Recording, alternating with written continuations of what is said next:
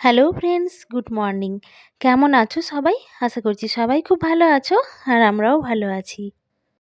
আমি মুনমুন ফিরে এলাম আরও একটি নতুন ব্লগ নিয়ে। আজকের ব্লগটাতে তোমাদের সবাইকে স্বাগত জানাই।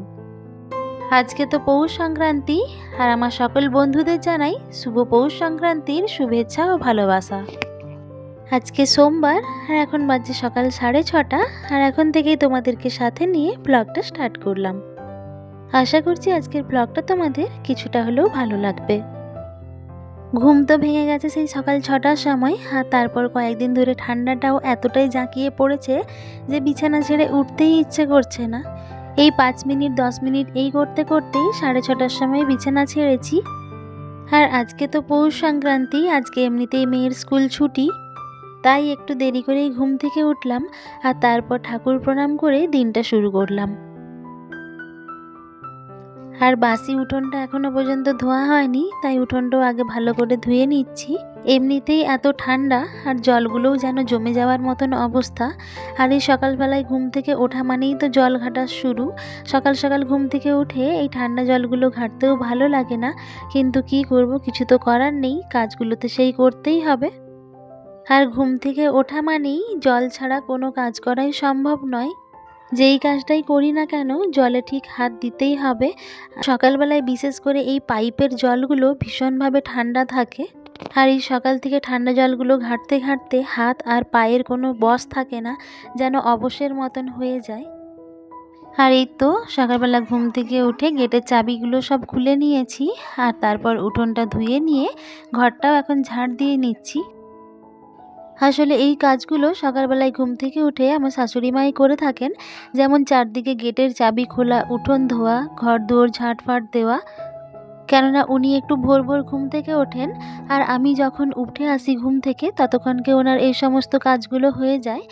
আর তারপর আমি বাসি বাসনগুলো বের করে বাইরে কলপাড়ে রেখে দিয়ে আসি, আর এসে পর বেসিন পরিষ্কার করা, নিজে ফ্রেশ ট্রেশ হওয়া, এই সমস্ত কাজগুলো আমি করি। সকালবেলা এর থেকে বেশি কিছু করা আমার পক্ষে সম্ভব হয়ে ওঠে না, কারণ নিজে রেডি হয়ে মেয়েকে রেডি করানো স্কুলের জন্য, আবার স্কুলে ছাড়তে যাওয়া, সব কিছু তো আমাকেই করতে হয়।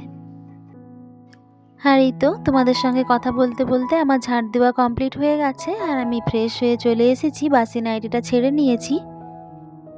বাসন টাসন নামানোর পর যতক্ষণ না ফ্রেশ হচ্ছি আর বাসি কাপড়টা ছাড়ছি ততক্ষণ পর্যন্ত অন্য কোনো জিনিসে হাত দিই না।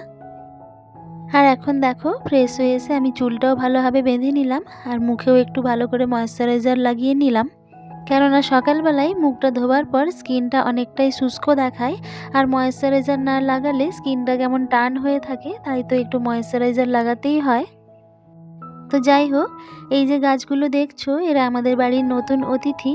আগের দিন তো মেয়েকে স্কুল থেকে নিয়ে আসার পথে এই গাছগুলো কিনে নিয়ে এসেছিলাম, তার কতগুলো লাগানো হয়েছিল আর কতগুলো লাগাতে বাকি ছিল, আর সেগুলোই এখন এই ডাব্বাটা কেটে তার ভেতর মাটি দিয়ে লাগিয়ে নিচ্ছি। বাড়িতে যেহেতু এরকম অনেকগুলো জার ছিল, তাই জারগুলো কেটে কেটে টবের মতন করে নিয়েছি, আর এগুলোতে বেশ গাছপালা ভালোও হয়। আর এই যে এই স্প্রে বটলটা দেখছো, এটা আমার হাজব্যান্ড নিয়ে এসেছিল। আমাদের বাড়ির পাশে একটা আম গাছ আছে, তো এই আম গাছে ওষুধ দেওয়ার জন্য, আর আমি এখন এটাকে এই গাছগুলোতে জল দেওয়ার কাজে ব্যবহার করছি। তো আগে যে গাছগুলো নিয়ে এসেছিলাম সেগুলোতে হয়তো কোনো কারণে জল বেশি দেওয়া হয়ে গেছিলো, আর সেই কারণে গাছগুলো আমি বাঁচাতে পারিনি। প্রায় 7-8টা মতন গাঁদা ফুলের গাছ, মানে বেশি জল দেওয়ার কারণে গোড়াটা পচে গিয়ে শুকিয়ে নষ্ট হয়ে গেছে। আর এই স্প্রে বটলটা ইউজ করাতে দেখছি গাছগুলোতে পরিমাণ মতন জল দেওয়া যাচ্ছে, আর বেশ উপর থেকে নিচ পর্যন্তই ভালোভাবে স্প্রে করা হচ্ছে, আর এতে গাছগুলো বেশ ভালোই আছে। এই গাছগুলো আমি কালকে বিকেলবেলায় লাগাচ্ছিলাম, আর তখনই ভিডিওটা শ্যুট করে রেখেছি, আর সেটাই এখন তোমাদের সাথে শেয়ার করলাম। আর এখন দেখো আমি বিছানাটা গুছিয়ে নিচ্ছি। তো আজকে ভেবেছি এই বেডশিটটা তুলে দিয়ে একটা কাঁচা ধোয়া বেডশিট পেতে দেব। আর আজকে বালিশেও কভারগুলো চেঞ্জ করব, তাই সব বালিশের কভারগুলো খুলে রেখে দিলাম। ওয়েদারটা তো ভীষণই খারাপ, সকালবেলায় তো প্রচণ্ড কুয়াশা হয়েছিল, আর এখনও পর্যন্ত রোদটা ভালোভাবে বের হয়নি। জানি না এগুলো কাচলে শুকনো হবে কি না। যদি বেলা করে সূর্যি মামার দেখা পাওয়া যায় তাহলে এইগুলো আজকে কেচে নেব, আর না হলে রেখে দেব, কালকেই সকাল সকাল কেচে মিলে দেব। আর দেখো আমি তোশকটার উপরে একটা পুরনো বেডশিট ভালোভাবে পেতে ভালোভাবে চারদিক থেকে মুড়ে নিয়েছি। এতে করে কি হবে, তোশকটা অনেক দিন পর্যন্ত ভালো থাকবে। আর তার উপরে আরেকটা কাঁচা বেডশিট পেতে দিলাম। আমার এই ধরনের টেক্সট প্রিন্টের বেডশিট খুবই পছন্দের। তোমরা হয়তো দেখে থাকবে আমার যতগুলো বেডশিট আমি খাটে পেতে থাকি তার মধ্যে বেশিরভাগগুলোই টেক্সট প্রিন্টের। আগেও যে বেডশিটটা পাতা ছিল সেটাও কিন্তু টেক্সট প্রিন্টের। আর এগুলো যেহেতু লাইট কালারের হয়ে থাকে তাই বিছানাটাই যেন ঘরের ব্রাইটনেসটা আর একটু বাড়িয়ে দেয়। আর কি বলতো, বিছানাই হচ্ছে ঘরের মধ্যমণি। বিছানাটা যদি সুন্দর থাকে তাহলে পুরো ঘরটাই দেখতে বেশ ভালো লাগে। খাট যেরকমই হোক না কেন, বিছানার চাদরটা যদি একটু ভালো হয় আর যদি সেটা একটু লাইট কালার হয় তাহলে সেটা ঘরের ব্রাইটনেসটা অনেকটাই বাড়িয়ে দেয়। আমার খাটটা কিন্তু অতটা দামি নয়, নর্মাল একটা পালঙ্ক। আর সেখানে আমার বিছানাটা কিন্তু একদম টিপটপ রাখার চেষ্টা করি। আর এই তো বেডশিটটা পেতে নিয়ে বালিশের কভারগুলো আমি পরিয়ে নিয়েছি। ভিডিওটার এই পর্যন্ত যারা আমার সঙ্গে রয়েছো, যদি ভিডিওটার কোনো অংশ তোমাদের ভালো লেগে থাকে তাহলে প্লিজ একটা লাইক আর কমেন্ট করে দিও। আর যদি আমার কোনো নতুন বন্ধু থেকে থাকো আর যদি ভিডিওটা ভালো লেগে থাকে আর এরকম নতুন নতুন ভিডিও দেখতে চাও, চাইলে আমার চ্যানেলটা সাবস্ক্রাইব করে আমার এই ছোট্ট পরিবারের সাথে থাকতে পারো। আর দেখো চেয়ারটার মধ্যে এক গাদা জামা কাপড় জমে গেছিলো, প্রায় 3-4 দিন ধরে জমা হয়েছে। কেননা কয়েকদিন ধরেই খুবই ব্যস্ততার মধ্যে ছিলাম, আর তাই জামা কাপড়গুলো গোছানো হয়নি। প্রতিদিনই তো কাচা ধোয়া হচ্ছে ঠিকই, কিন্তু জামা কাপড়গুলো না গোছানোর কারণে এক এক করে জমে জমে এক চেয়ার হয়ে গেছে। জামা কাপড়গুলো আর চেয়ারে রাখা যাচ্ছিল না, একদম যেন ওভারফ্লো হয়ে পড়ছে। তাই জামা কাপড়গুলো ভালোভাবে গুছিয়ে নিলাম। সকালবেলায় যখন ফ্রেশ হয়ে এলাম তখনই এই জামা কাপড়গুলো কেচে নিয়েছি। এগুলো আগের দিন থেকেই স্টোর করে রাখা ছিল, আর সকালবেলা ঘুম থেকে উঠেই ভিজিয়ে দিয়েছিলাম। আর এতক্ষণ তো ছাদটা পুরো ধোঁয়ার মতন হয়েছিল, এখনও যে রোদ উঠেছে তা নয়।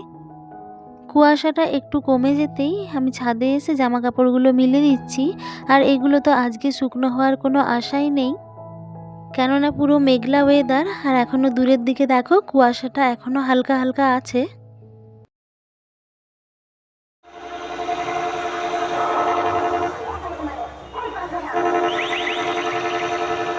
পৌষ সংক্রান্তির দিন আকাশে শুধু রং বেরঙের ঘুড়ির খেলা। বাচ্চা থেকে বড় ঘুড়ি ওড়ায় না এরকম মানুষের সংখ্যা খুবই কম। বাড়ির সামনে পেছনে এত মাইক বাজছে যে বাড়িতে কান পাতায় দায়। মাইক বাজিয়ে সব ঘুড়ি ওড়ানো চলছে।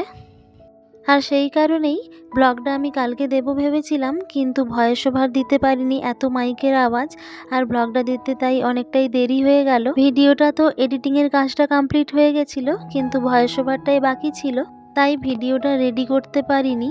এছাড়াও কিছু পারিবারিক সমস্যাও ছিল, যার কারণে 3-4 দিন হয়ে গেল ব্লগে কোনো ভিডিও আপলোড করতে পারিনি। তো যাই হোক, সমস্ত কাজগুলো কমপ্লিট করে নিয়ে এখন আমি একটু ডাস্টিংয়ের কাজে লেগে পড়েছি। আর আজকে যেহেতু ছুটি আছে তাই রান্না বান্নারও কোনো চাপ নেই। আর যেহেতু আমাকে সকালবেলার দিকটা রান্নার কাজে লাগতে হয় না, তো সেই জন্য সকালের বেলায় আজকে অনেকটা সময় পেয়েছি। 3-4 দিন খুবই ব্যস্ততার মধ্যে ছিলাম, বাড়িতেও সেইভাবে থাকতে পারিনি।